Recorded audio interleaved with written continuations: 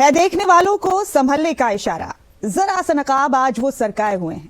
अर्श मलसियानी साहब ने यह शेर वैसे तो हुस्न वालों के लिए लिखा है, लेकिन मैंने उनके अल्फाज एक अलर्ट के तौर पर कोट किए, और वो क्यों जरा गौर से सुने।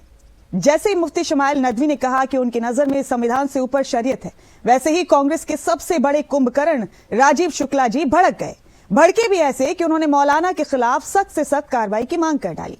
शुक्ला जी, ऐसे बयानों की तो 2014 के बाद बाढ़ सी आ गई है। अब तक आपने अपनी ज़बान क्यों सिली हुई थी? जब देवकीनंदन ठाकुर ने यही बात कही कि वो धर्म को संविधान से बड़ा मानते हैं, तब आपकी जबान पर क्यों ताले लग गए थे? यानी रात दिन जब संविधान की धज्जियां उड़ाई जा रही थी, तब शुक्ला जी के अंदर का विपक्ष सोया हुआ था।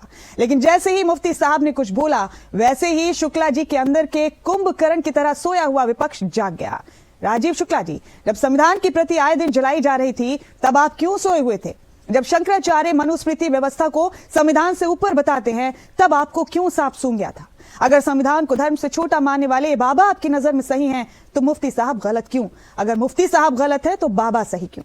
और अगर मुफ्ती और बाबा दोनों ही गलत है, तो आपका इतना बड़ा पाखंड, इतना बड़ा दोगलापन क्यों? अगर आप मुफ्ती साहब के लिए कड़ी कार्रवाई की मांग कर सकते हैं, तो छोटी मोटी कार्रवाई की मांग तो आप उन बाबाओं के लिए भी कर सकते हैं। हमारा संविधान बराबरी का अधिकार देता है, लेकिन आप तो कार्रवाई की मांग में भी संविधान का पालन नहीं कर रहे हैं। अगर आपको मजहब देखकर कार्रवाई की मांग करनी है, तो आप और बीजेपी में क्या फर्क है? आप और बीजेपी जब एक जैसी सोच रखते हैं, तो फिर आपको मुसलमान क्यों वोट दे? सही मायने में आप तो अपने राजनीतिक विरोधी बीजेपी से भी बड़े जहरीले हैं। बीजेपी कम से कम धोखे में तो नहीं रखती, वो मुस्लिम कौम के लिए जैसी भी है सामने है। शुक्ला जी, आप और आप जैसे कई दोगले कांग्रेसियों की वजह से कांग्रेस पार्टी दफन होने के मुहाने पर खड़ी है। ये दोगलापन आपकी पार्टी को खत्म कर देगा।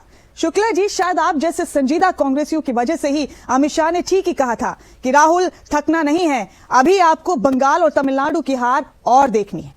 शुक्ला जी, मुसलमानों के लिए अपने दिलों में जहर रखने से पहले भूलने की हिमाकत न करना कि आज कांग्रेस पार्टी का राष्ट्रीय पार्टी का दर्जा भी मुसलमानों के रहमो करम पर बरकरार है। अगर मुसलमान आपके बुरे वक्त में आपके साथ नहीं होते, तो शायद ही नेशनल पार्टी का दर्जा भी कब का कांग्रेस से छिन गया होता। जय हिंद, जय भारत।